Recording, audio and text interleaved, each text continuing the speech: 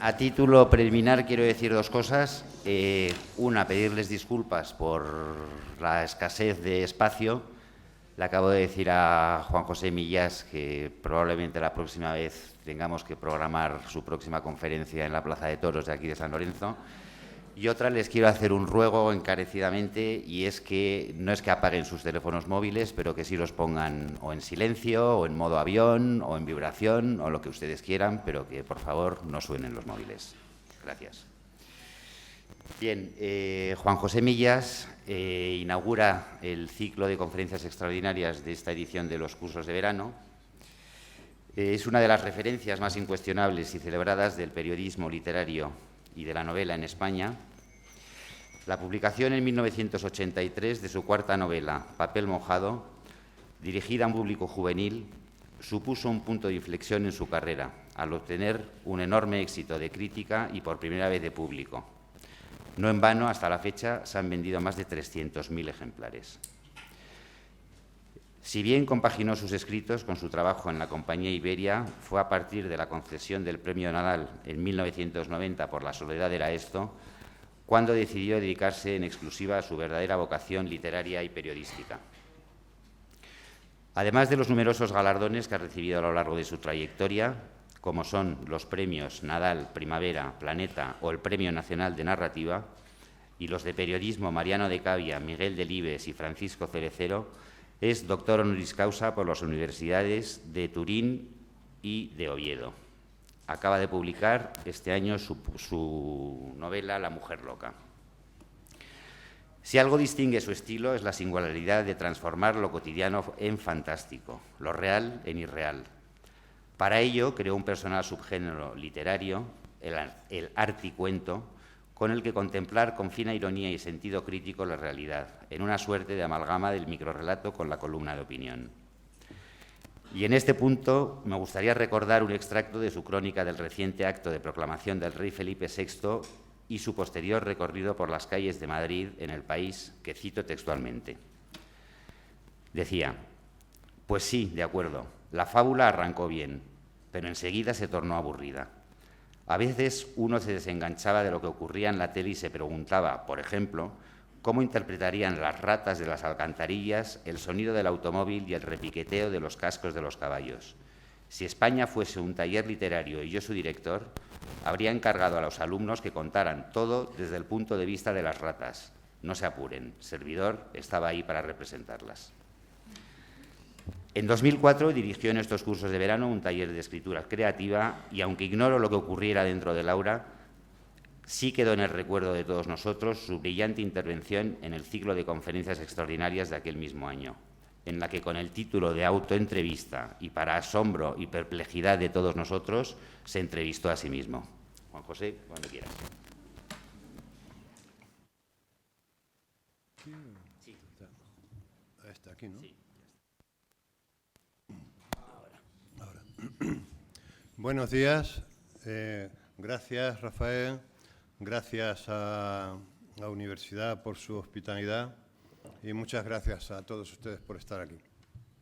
Cuando me pidieron esta conferencia, como suponen con mucha antelación, enseguida me pidieron también que diera un título, de qué iba y tal, para poder anunciarla en los programas que hacen. Yo no había empezado a escribir, por lo tanto no sabía nada, pero por decir algo dije fronteras. Y en el título de fronteras, lógicamente, yo estaba pensando un poco, que a mí me gusta mucho la literatura fronteriza, pero creo que ha dado lugar a algún equívoco, porque claro, mucha gente puede haber pensado que me voy a referir a las fronteras políticas o geográficas de tanta actualidad, ¿no? Bueno, no tiene que ver con eso, ya lo aviso antes de empezar, para no generar ninguna clase de decepción. Bien, empezamos.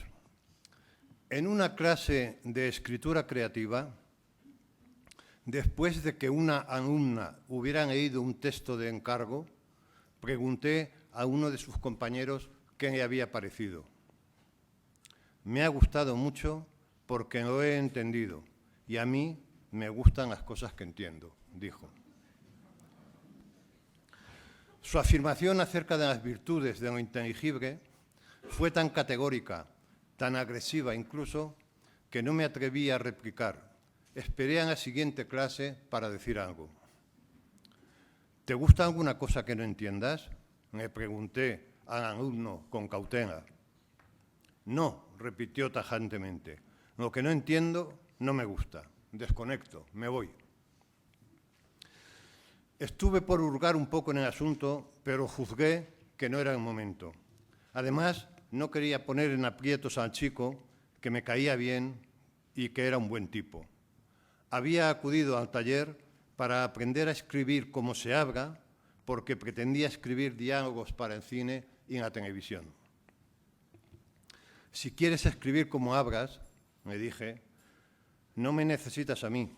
Basta con que te grabes y transcribas a continuación la cinta. Sospecho que hay un truco, respondió él.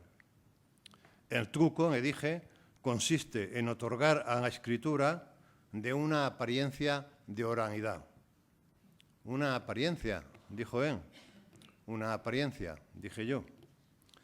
Significa que parezca oral, pero que no lo sea, dijo él. Exactamente, dije yo. ¿Y eso cómo se logra?, preguntó él. Buscándose uno en la vida, respondí yo. Por alguna misteriosa razón, pensaba mucho en este chico. Había en él una suerte de opacidad que me resultaba conmovedora. Un día leí en el taller la primera frase de La Regenta, la novela de Clarín. «Escuchad esto», pronuncié abriendo el libro.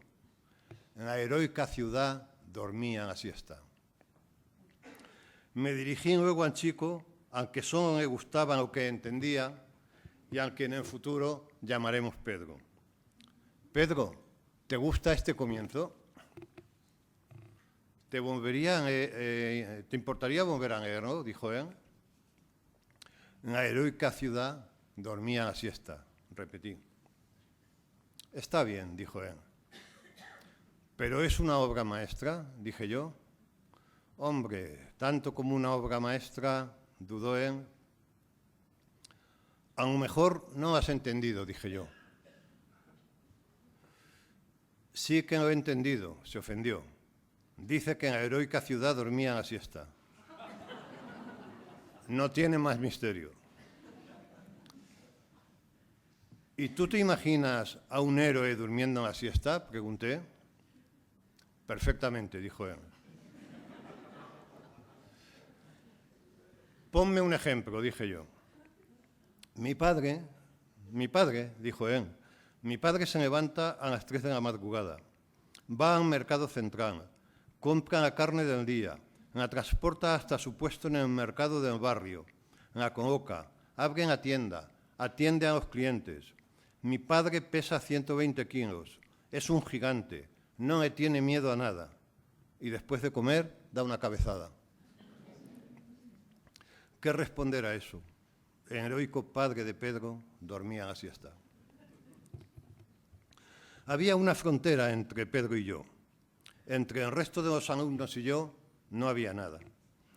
Pertenecíamos al mismo país, a la misma cultura, pero teníamos pocas cosas en común. No teníamos que atravesar puerta alguna para comunicarnos. Pero en esa ausencia de fronteras veía yo una indiferencia mutua. Con Pedro no era así. En ocasiones me parecía percibir en él una hostilidad manifiesta. En ocasiones una admiración contenida, una forma de extrañamiento. Un día, tomando una cerveza fuera del aula, discutimos acerca de cómo guisar las judías de bote. Él mantenía que había que lavarlas. Yo, que el jugo en el que venían les daba sabor. Pero ese jugo, dijo él, debe de tener conservantes. Por eso tardan 4 o 5 años en caducar. Quizá me rendí yo. Cuando los encuentros fuera del aula se hicieron habituales, me pregunté un día, «Pedro, ¿tú me entiendes?» «No», dijo. ¿Y te gustó como profesor?, insistí. No, respondió sin vacilar. ¿Por qué vienes entonces a mis clases? Porque sabes algo sobre la construcción de los diálogos que yo no sé. Al día siguiente leí en clase el comienzo de un cuento de Raymond Chandler que dice así: era uno de esos hermosos días de finales de abril, si aún no importan esas cosas. Pregunté a Pedro si me parecía genial. Dudó. Creo que sí, dijo al fin. Creo que es bueno. ¿Por qué?, pregunté yo. Dame un momento, dijo. Me concedí 2 momentos mientras el resto de los alumnos daban vueltas a la frase. Era uno de esos hermosos días de finales de abril, si aún no importan esas cosas. Al cabo de los 2 momentos, preguntó Pedro: ¿quién dice esa frase en el cuento? Dímelo tú, le dije. ¿Quién puede hablar así? Al final, venciendo el pudor, dijo: yo podría hablar así. ¿Tú eres un tipo cansado?, me pregunté. Sí, dijo él, soy un tipo cansado. ¿Y esto que estamos manteniendo tú y yo ahora mismo, te parece un diálogo de los que te gustaría escribir?, pregunté. Creo que sí, dijo él. ¿Y crees que se parece a un diálogo de la vida real?, insistí. Dudó. Me dirigí a la clase y pregunté si la gente en la vida real hablaba así. Si la gente en la vida real hablaba como los personajes en las novelas y en el cine. Los alumnos se miraron unos a otros. No era un grupo muy participativo. Saqué de mi cartera un papel donde llevaba impreso el famoso diálogo entre los 2 protagonistas de Johnny Guitar. Él: ¿a cuántos hombres has olvidado? Ella: a tantas mujeres como tú recuerdas. A tantos como mujeres tú recuerdas. Él: no te vayas. Ella: no me he movido. Él: dime algo agradable. Ella: claro, ¿qué quieres que te diga? Él: miénteme. Dime que me has esperado estos años. Dímelo. Ella: te he esperado todos estos años. Él: dime que habrías muerto si yo no hubiese vuelto. Ella: habría muerto si tú no hubieses vuelto. Él: dime que aún me quieres como yo te quiero. Ella: aún te quiero como tú me quieres. Él: gracias, muchas gracias. Me volví de nuevo a la clase. Volví a preguntar si la gente hablaba así en la vida. Tuvieron que aceptar que no. Les dije que el día anterior, preparando la clase, había tropezado en Internet con una curiosa demanda. Alguien solicitaba una especie de catálogo de frases típicas de telenovela. Las respuestas con más puntos citaban las siguientes: no soy más que una simple criada. ¿Por qué tuve que nacer ciega? Hay que impedirlo a toda costa. Estoy esperando un hijo tuyo. Los alumnos rieron al reconocer el lenguaje del melodrama muy parecido al lenguaje de la vida. La vida les hacía gracia.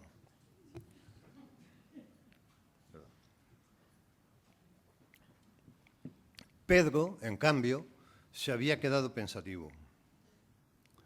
Me pidió que desmontara la frase con la que habíamos comenzado todo.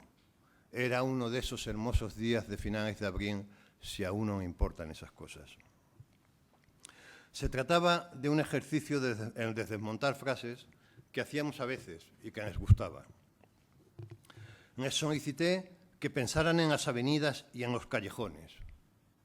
Dije que a veces uno camina por la avenida principal de una ciudad cuando le sale al paso un callejón más atractivo, en el que se introduce con la intuición de que romperá así la monotonía grandiosa, aunque previsible, de la avenida. Lo curioso, añadí, es que todo el mundo sabe lo que es un callejón, pero no todo el mundo sabe lo que es una oración subordinada. La que nos habíamos propuesto desmontar era una oración compuesta por una principal, era uno de esos hermosos días de finales de abril, y una subordinada, si aún no importan esas cosas.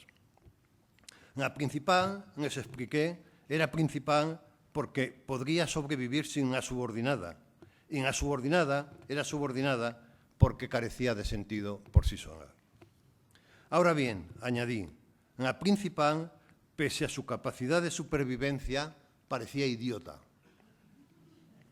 Era uno de esos hermosos días de finales de abril, se le ocurre a cualquiera. Ni siquiera se le tiene que ocurrir, porque forma parte del repertorio de frases hechas supuestamente literarias que te regalan cuando compras una colonia, un desodorante, qué sé yo, les dije, una lejía. ¿Se puede entonces llegar a oración principal teniendo pocas luces? Evidentemente sí, aunque no era obligatorio. Ahí teníamos la prueba. De hecho, añadí, la inteligencia de la frase residía en la oración subordinada, si aún no importan esas cosas. Observad, les pedí, la capacidad irónica de ese callejón gramatical. Repetimos, si aún no importan esas cosas.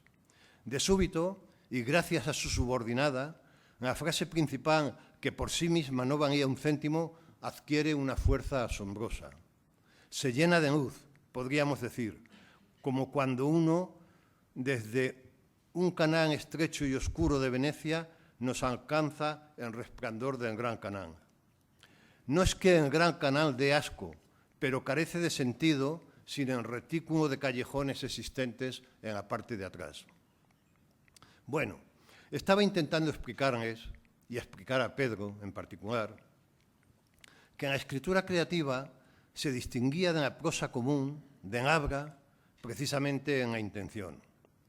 Una frase pretenciosa, manoseada, mala, era uno de esos hermosos días de finales de abril, se convierte en buena si haces salir de ella, a modo de apéndice, de callejón inesperado, si aún no importan esas cosas.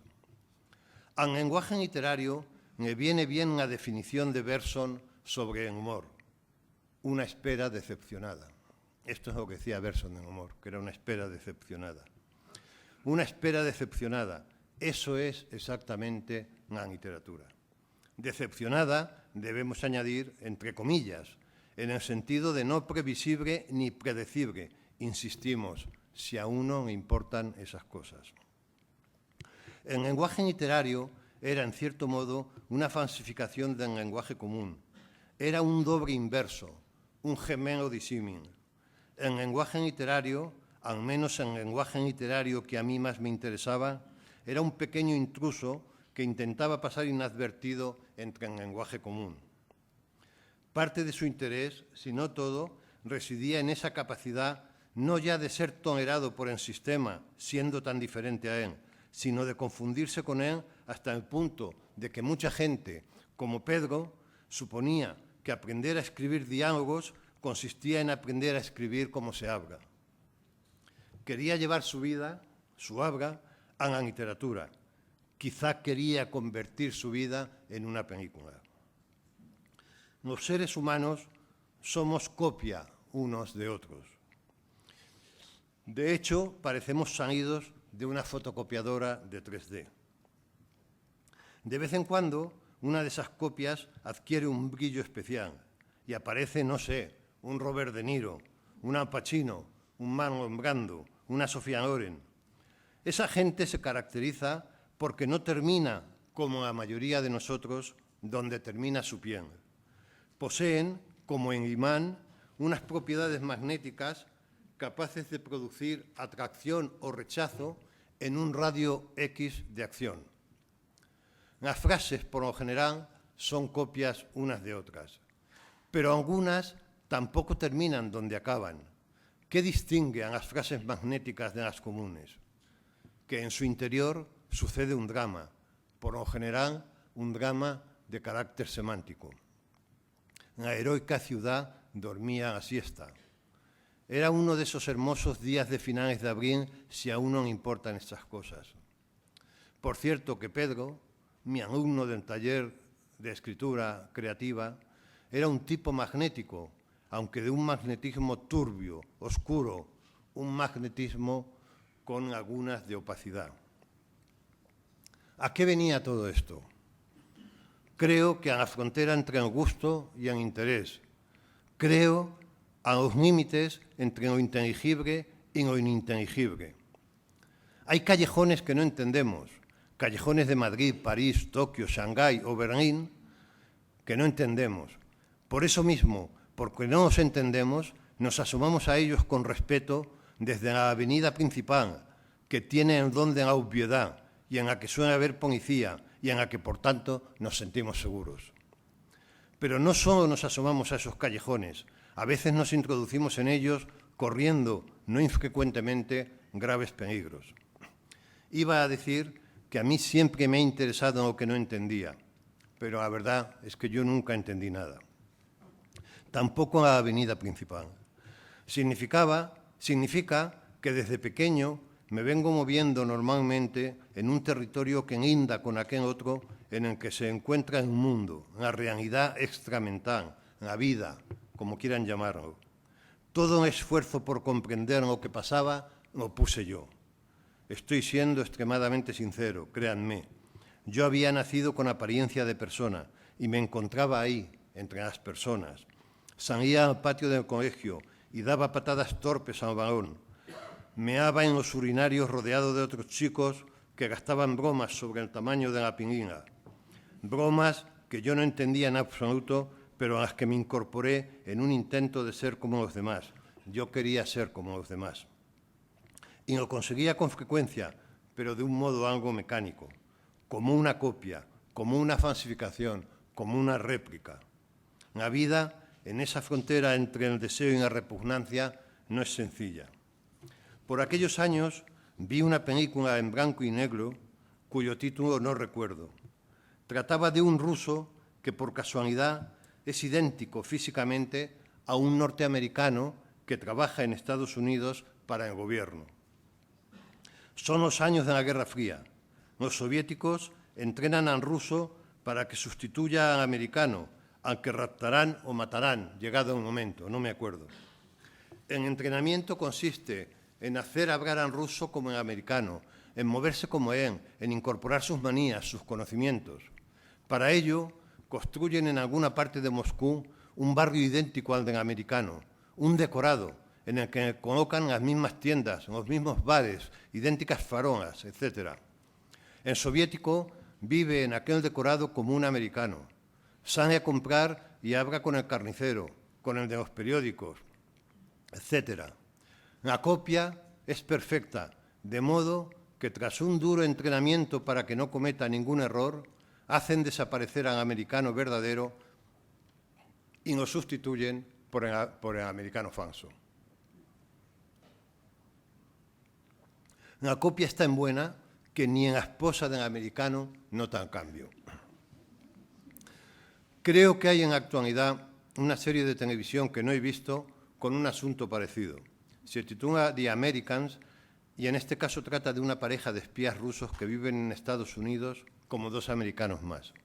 En su afán por parecer normales, tienen dos hijos adolescentes que ignoran la situación de sus padres. Bien, ¿fue la visión de aquella película uno de esos instantes fundacionales que explican una vida? ¿Fue ahí donde apareció mi interés por las relaciones entre el original y la copia, por el doble, por la duplicidad, por el intruso? Ahí es donde advertí la frontera existente entre el mundo y yo, entre yo y nosotros. ¿Qué ocurría en aquella frontera? ¿Yo era el original o era la copia? Yo era una copia, un replicante incrustado fraudulentamente entre originales, al modo que un bonzo falso de 9 se puede vender como un original. La copia como intruso, la escritura creativa como una intrusa. La lengua es un sistema autónomo. La hemos creado nosotros, sí, pero se ha independizado al modo en que el monstruo del doctor Frankenstein se independizó de su creador y ahora, en lugar de ser nosotros sus dueños, somos sus servidores, somos los servidores de la lengua. Decimos lo que ella quiere que digamos. De ahí el sentimiento de que más que hablar, somos hablados. El lenguaje literario consiste precisamente en hablar, en expresar lo que uno quiere y no lo que quiere la lengua que expresemos. Para ello es preciso enfrentarse a ella, o pactar. Yo digo en la primera parte lo que tú quieres, lengua, le digo a la lengua, es decir, yo digo, era uno de esos hermosos días de finales de abril, pero a continuación añado si a uno le importan esas cosas. En la segunda frase destrozo el tópico expresado en la primera. La segunda se cuela como una intrusa, como una copia, pero se trata de una copia espía, una copia que hace informes sobre la lengua a quienes no soportan ser hablados. Perdón por este inciso. Hablábamos del original y la copia. Hace años, si ustedes se acuerdan, desapareció del Museo Reina Sofía de Madrid una escultura de acero de Richard Serra que pesaba 6 o 7 toneladas. No lo recuerdo con exactitud, pero por ahí iba el peso. La policía investigó el caso sin resultado y el asunto, pese a tratarse de un asunto de 6 o 7.000 kilos, se fue olvidando. Pasados los años, y como la escultura no apareciera, Richard Serra, el autor, que conservaba en su taller los planos y los moldes de su obra original, decidió hacer una copia idéntica y regalársela al museo. Cuando la réplica ocupó su sitio, el museo emitió un comunicado en el que se indicaba que si en el futuro apareciera la escultura original, esta sería considerada como copia, la original.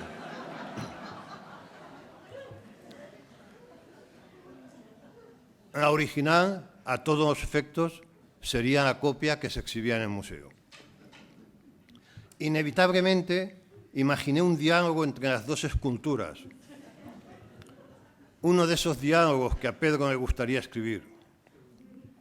Como pueden ustedes suponer, cada una reivindicaba para sí la condición de legítima, renegando a la otra a de bastarda. Eran idénticas, sí, pero una de ellas era una intrusa. ¿Cuál era la legítima? Se preguntarán ustedes. La que tenía papeles. No sé si fue por esas mismas fechas cuando leí en el periódico que en una de esas fábricas textiles del sudeste asiático, donde nos hacen la ropa a ustedes y a mí, se fabricaban unos pantalones vaqueros de la marca Levi's, si no recuerdo mal. Pues bien, lo curioso es que los verdaderos y los falsos se fabricaban en la misma cadena y con idénticos materiales. Pero cuando llegaban al final de la cadena de producción, a unos se le ponía la etiqueta de verdaderos y a otros la de falsos. Los primeros iban destinados a las tiendas de lujo y los segundos a los mercadillos de pueblo. Una vez más, ¿qué distinguía a los verdaderos de los falsos? De nuevo, los papeles. Todo este asunto me turbaba mucho. Me distraía de mis ocupaciones principales, pero no por eso cejaba en mi empeño por enseñar a los alumnos, en especial a Pedro, claro, las diferencias entre la vida y la literatura. En una ocasión les leí un verso de Anne Sexton que dice así: cuando fuiste mía, llevabas un audífono.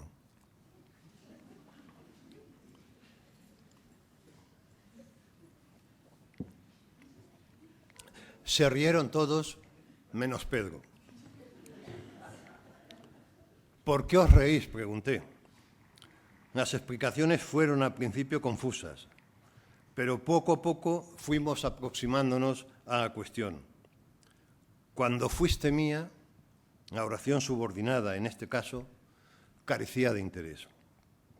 Miles de personas alrededor del universo mundo se encuentran en este instante comenzando unas memorias o un poema o una canción de este modo: cuando fuiste mía. La sorpresa salta al leer la principal: llevabas un audífono. Dios mío, ¿a quién sino a un genio se le ocurriría completarla de este modo? Llevabas un audífono. Cuando fuiste mía, llevabas un audífono. Si ustedes escriben en Google, en sintagma, cuando fuiste mía, me salen 3.480.000 resultados. Es el título de miles de canciones, pero ninguno de entre esos millones de cuando fuiste mía se completa con un llevabas un audífono. En este caso, la frase principal es la intrusa. ¿Qué rayos hace ahí el llevabas un audífono? Se enfrenta al tópico, lo destroza, lo vuelve a su favor, engaña a la lengua, al monstruo. Me hace creer que va a escribir un poema romántico, un poema idiota, un texto de todo a 100, y al dar la vuelta a la frase le da esquinazo, le cuela en llevabas un audífono. En resumen, llevabas un audífono hace antiliteratura, es decir, la única literatura posible. ¿Hay una literatura falsa y otra verdadera? Pregunté a mis alumnos, a Pedro en especial. Dudaron. Alguien dijo que lo del audífono resultaba prosaico en ese contexto. Definición de prosaico, que adolece de prosaísmo, entendiendo por prosaísmo algo banal, vulgar, ligero. No era el caso, dije yo. Llevabas un audífono, no resultaba ni banal, ni vulgar, ni ligero. Resultaba estremecedor. Si alguien ríe o sonríe al escucharlo, es para defenderse de un hallazgo de ese calibre. Significa que el Gran Canal de Venecia, es decir, en algunas oraciones principales, también hay cantidades increíbles de talento. Perdón. Pero volvamos al asunto original. Volvamos al asunto de original en la copia, en el caso de que nos hayamos salido de él. Por las fechas a las que me refería antes, imaginé una discusión entre dos novelas, una de las cuales tachara a la otra de intrusa, de extraña, de rara. La idea se me ocurrió porque leí una crítica en la que se calificaba de rara a una novela mía. Imaginé el caso contrario, una crítica sobre una novela cualquiera de la que se dijera que era normal. Tienen ante ustedes una novela normal. ¿Hay novelas normales? Quizás sí, y quizás sean las que definen el gusto dominante. Las novelas normales poseen una facultad que no tiene precio, que se entienden. Lo que me gustaba a Pedro. Se entienden, digámoslo, al modo en que Pedro había entendido el ejercicio de la alumna al que aludíamos al principio de esta intervención. Y no solo se entienden, sino que te entienden. Sabes que estás agotado, que tienes en la cabeza 1000 cosas que resolver. Hay que llamar al servicio técnico del gas para que vengan a hacer una revisión anual. Has de llevar el coche a la ITV y el gato al veterinario. La vida diaria está repleta de pequeñas ansiedades que dificultan la concentración. Si aún te queda un hueco para leer una novela, me pides entenderla y que te entienda, es decir, que te den la razón. ¿Quién quiere una novela que no le den la razón? ¿Quién quiere un poema de amor que diga que cuando fuiste mía llevabas un audífono? Cuando fuiste mía, no sé, en la tormenta arreciaba o se escuchó el canto de una alondra. Escuchen, por cierto, el comienzo de una letra de una canción que dice así. En el bolsillo derecho de mi pantalón sigue dobrada aquella canción que te escribí esa noche, cuando fuiste mía. No sé quién la canta, pero da lo mismo. En ese contexto, cuando fuiste mía, no es ninguna intrusa. Se encuentra en la compañía predecible, se entiende, en fin, nos da la razón. Todos tenemos en el bolsillo derecho de nuestro pantalón dobrada aquella canción que te escribí esa noche cuando fuiste mía. Una vez más, no sé a dónde iba con todo esto. Creo que me he vuelto a perder. Pero si ustedes se encuentran ante una discusión entre dos novenas por ver cuál de ellas es la más auténtica, no lo duden. La auténtica es la falsa, la bastarda, la que no se entiende. Me recuerda esta distinción entre una y otra un ensayo de Martha Roberts en el que de forma extremadamente resumida viene a decir que no hay más que dos clases de escritores, los que se creen que son hijos de sus padres y los que se creen que son adoptados, es decir, los legítimos y los bastardos. Cabe suponer que el escritor verdadero es el que se pregunta si esos señores son sus padres. En otras palabras, en que se cuestiona la realidad heredada, que para eso estamos. Si uno se siente legítimo, podrá escribir el Código Penal, pero no Madame Bovary. Mi alumno, Pedro, era un intruso en la realidad. Era un bastardo, pero él aún no lo sabía. El hecho de ignorarlo me producía incomodidades, roces, trastornos que se percibían al poco de entablar relación con él. En la cabeza me decía que era un hijo legítimo y en el corazón que era un bastardo. Lo que me había llevado a aquel curso de escritura creativa era el corazón. Ahí estaba, dividido entre la necesidad de escribir el Código Penal o Madame Bovary. Poco a poco, para mi sorpresa, se fue decantando por el Código Civil. En efecto, después de haber hecho en lo ininteligible, es decir, en la escritura creativa, una excursión turística, volvió a gustarle única y exclusivamente lo que entendía. En otras palabras, era un falso intruso, un impostor. Así le juzgué entonces. El curso acabó, nos despedimos y pasaron los años. Pasaron los años, quizás 7 u 8, tal vez 10. Un día tropecé con Pedro en la calle. Iba vestido como un ejecutivo financiero de éxito. Nos dijimos las frases habituales, tópicas, las frases que nos ordenaba decir en la lengua y que jamás se dirían los personajes de una novela. ¿Cuánto tiempo? ¿Cómo te va? ¿Vives en Madrid? Etcétera. Una vez agotado el repertorio, volvimos al principio porque nos resistíamos a despedirnos, los dos. Los dos nos resistíamos a despedirnos, pero ninguno se decidía a proponer al otro tomar un café, como si al que lo hiciera se humillara. Finalmente decidí humillarme yo. ¿Tienes tiempo para tomar un café?, dije. Claro, dijo él. Nos metimos en un bar cualquiera, pedimos y continuamos intercambiando banalidades. Casi a punto de despedirnos, sin que ocurriera nada, Pedro me apuntó con el dedo y me dijo con una sonrisa rara, una sonrisa que podía ser la imitación de una sonrisa. De modo que en la heroica ciudad dormía la siesta. Sí, dije yo, y cuando fuiste mía llevabas un audífono. Verás, dijo él, entendí perfectamente a la primera en la heroica ciudad dormía la siesta.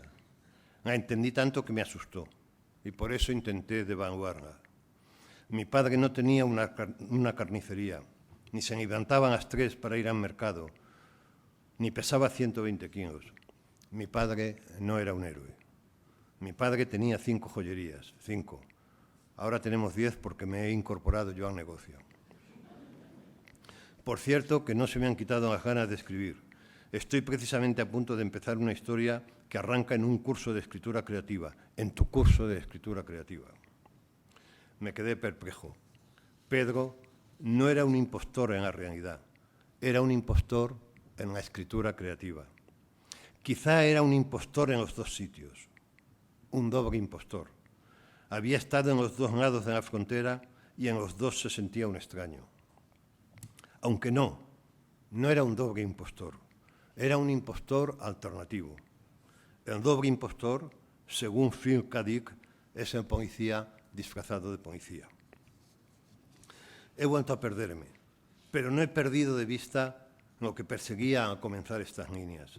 Las diferencias entre el original y la copia si aún es posible hallarlas en un mundo en el que vivimos ya en la cultura de la copia. Las diferencias entre lo verdadero y lo falso, entre la literatura falsa y la literatura verdadera. Antes nos hemos referido a las impresoras de 3D. Un experto me decía hace poco, en un museo, que dentro de nada, en lugar de exponer las piezas originales, lo que constituía un riesgo, y gracias a esta tecnología 3D, se expondrían sus copias, que serían en todo idénticas a las originales. Una copia de la Venus de Milo en 3D sería una auténtica Venus de Milo. Hay gente que habla del magnetismo que despide en lo original, pero yo soy materialista, añadió un experto. El magnetismo lo ponemos nosotros, lo pone el espectador. Tú no le digas a nadie que es una copia y verás cómo se emocionan. No sé si pueden producirse novelas en 3D, pero hace años, cuando en los tratados de Maastricht tuve una pesadilla que quizás se encuentra ya en fase de realización.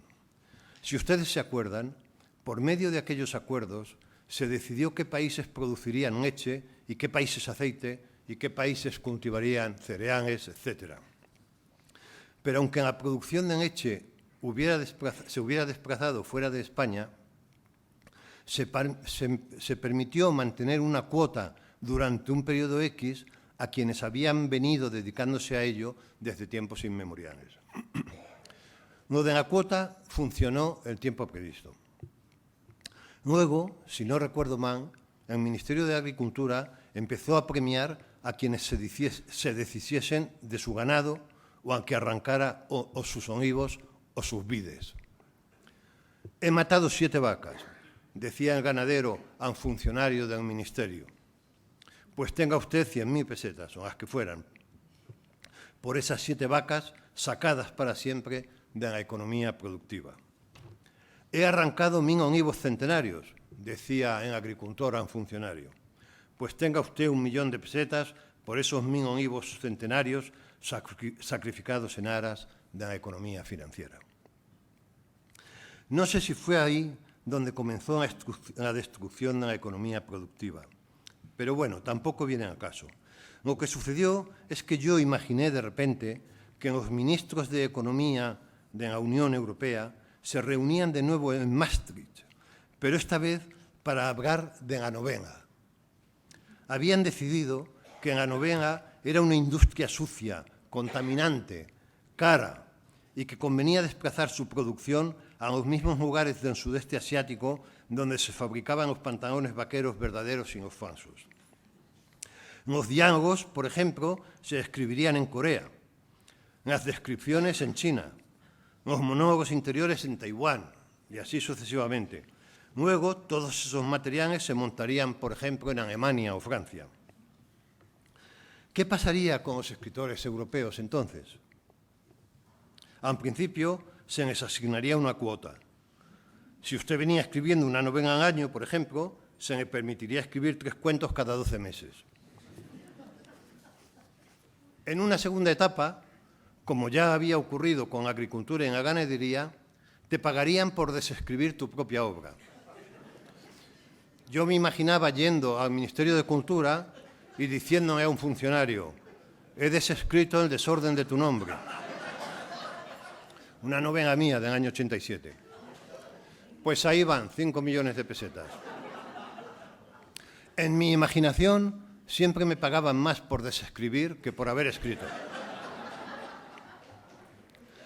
El caso es que con el tiempo aparecía una figura nueva, la de un desescritor, una figura con prestigio. Veías pasar a un tipo desanguiñado en vaqueros, con barba de 3 días, y alguien te daba un codazo. Mira, mira, es el desescritor de Madame Bovary. Parece una broma. Decía, mira, mira, es el desescritor de Madame Bovary. Parece una broma, pero Madame Bovary está ya prácticamente desescrita. Significa que no la leen ni los estudiantes de filología francesa. Las humanidades en general se están desescribiendo a una velocidad de vértigo.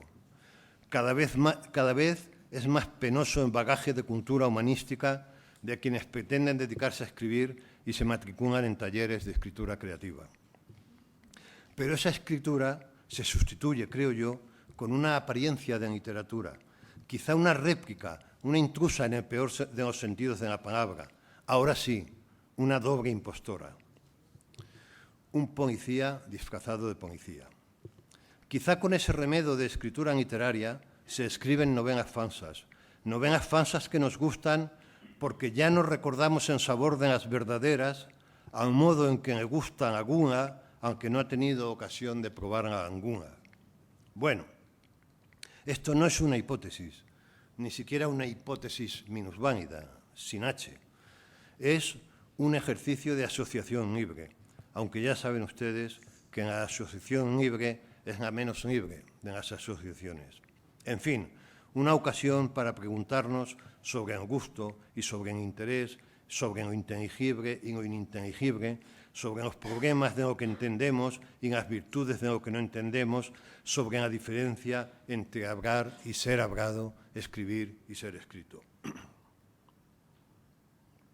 Juan Benet decía que con los libros nos pasa a los seres humanos lo mismo que les pasa a los hombres con las mujeres y a las mujeres con los hombres. Desde el punto de vista del hombre, hay mujeres que nos gustan, pero que no nos interesan, y mujeres que nos interesan, pero que no nos gustan. Nos casamos cuando coinciden en interés y en gusto. No lo sé, no estoy seguro. En todo caso,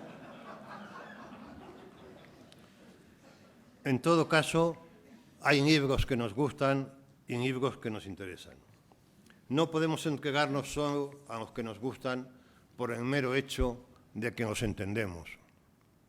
Son los que nos dan la razón,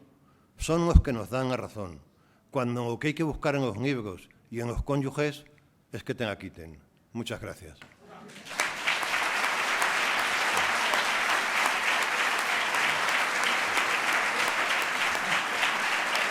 Gracias.